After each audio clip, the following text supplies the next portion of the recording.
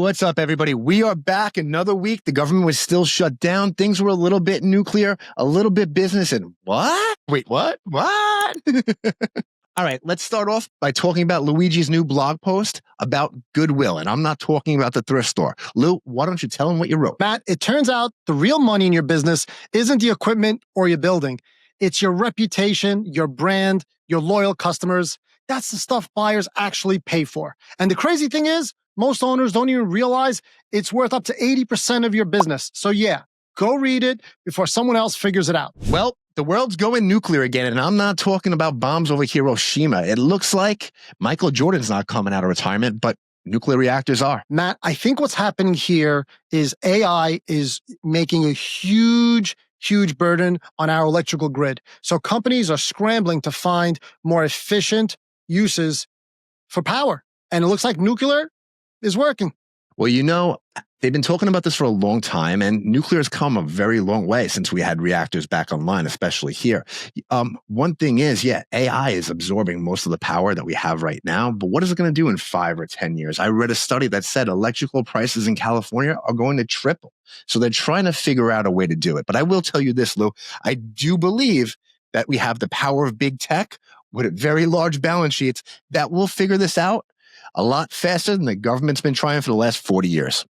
So your microwaves are out, big nuclear reactors are in. It's not only big reactors, though, Lou. We're talking about SMRs, small mini reactors that big tech, and I mean, we have Bezos, Altman, and Gates all behind what they're calling small mini reactors, pocket-sized nuclear reactors that could be used to power your smart home. I don't know if that makes me sleep well at night, Matt. Until I see these mini reactors have a few proofs of concept, I'm not going to go out and buy one just yet. You don't want your kids to grow up like the children of Chernobyl? Nah, yeah, I'm not touching that one, buddy. Now, let's switch gears a bit. No pun intended, but it looks like Gen Z's going retro. They're trading in their iPhones for flip phones, streaming services for CDs, and TikTok for digital cameras? What's next? The Kodak? I mean, I was all about it. You know, I miss those days, though. If you really think about it, you go on vacation, you take a picture. We had those Kodak disposable cameras. And then you had to wait. Think about it. When you got home from vacation, 2 more days to get them printed, but you relived the memories. It wasn't all instantaneous. It looks like kids are going back in time because of their parents' nostalgia roots, and they're cheaper. Not to mention, it's not all about instant gratification in the sharing economy anymore. Looks like Gen Z really wants to own stuff. Ever wonder why people would wave those Polaroid pictures even though it really didn't help it develop any faster? Like a Polaroid picture. You sang that song. Shake it like a Polaroid picture. Shake it. Shake it. And restaurants are following that trend too. Everything is getting smaller. Matt, what's all this about? People are snacking instead of eating meals? Ozempic society, my man. Ozempic society. Now, I think it is the GLP-1s, but I also think, look, nobody wants to sit down for an hour and an hour and a half dinner anymore. We just don't have the attention span. Fine dining is over. Snacks are in. Well, I guess Olive Arden. Can I speak properly for once, please? Well, I also think it's part of I can't speak today, man. How's the fees factory? Cheese. Fees factory. Cheese factory? Oh, remind me to tell you about Ohio later. Cool, that's a story for another time. People literally have 3 teeth in their mouth. Matt, all kidding aside, it's about the cost. It's about solo dining. It's the rise of the snack economy. Basically, we're all grazing our way through life now. Listen, or it's just more shrinkflation. Speaking of grazing, OpenAI just turned ChatGPT into your new personal shopper. What's all that about, Matthew? I haven't used it yet, but I am definitely a fan because I'm sick of doing all my research on ChatGPT and there no being an instant buy button, just like Amazon. So we're going to see, and I think it's going to be a big money generator for ChatGPT and OpenAI. So does that make websites and apps obsolete? Yet to be seen. Keep us posted, Matthew. Keep us posted. And on to the money side of things. As we approach Q4, people are scrambling to pay their taxes.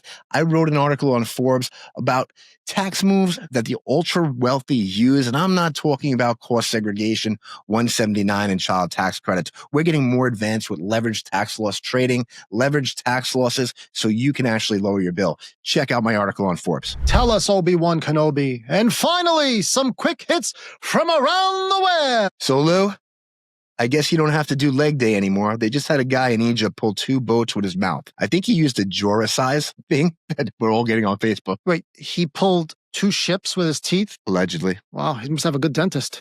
Anyway, Long John Silver's, remember them? Yeah, nobody probably did either, but they actually, whoever their PR team is, pulled a good move. Because of the Cracker Barrel fiasco when they changed their logo, they pulled a hoax on the whole world. And Long John Silver came out. They're known for their fish. They made a chicken their logo. Wasn't that a tuna fish, the chicken of the sea? Chicken of the sea, tuna fish. Yeah, remember Charlie, the chicken of the sea? Yeah, but They used to come in little cans. that wasn't chicken? That was tuna? It was tuna, buddy. It was tuna. Allegedly. I don't know, but Long John Silver's PR team is going to have another Twitter following. But at least, hey, they're relevant again. I see a pattern developing, Matthew. I see patterns. And well, back to food again. HelloFresh. If you don't want to go out and you have small meals at restaurants, HelloFresh will deliver meals to your door. And no, I don't get paid for them, but they're hitting that nostalgia theme again, too. They're going with The Office. Lou, I knew it was one of your favorite shows, so tell them what they're doing. I never watched The Office, Bud, to be honest, but apparently he made a famous chili in the show, and now HelloFresh is selling the same chili. I don't know, man. These companies are all stretching. Just stick to the basics, guys. Stick to the basics. Kevin's famous chili. I'm sending you a box. That's your rundown. Goodwill, nukes, nostalgia, and chili. We've got it all. Catch all the full stories in the weekly before someone rebrands us as Chicken Bank? Huh? Links in the bio or down below. See you next week.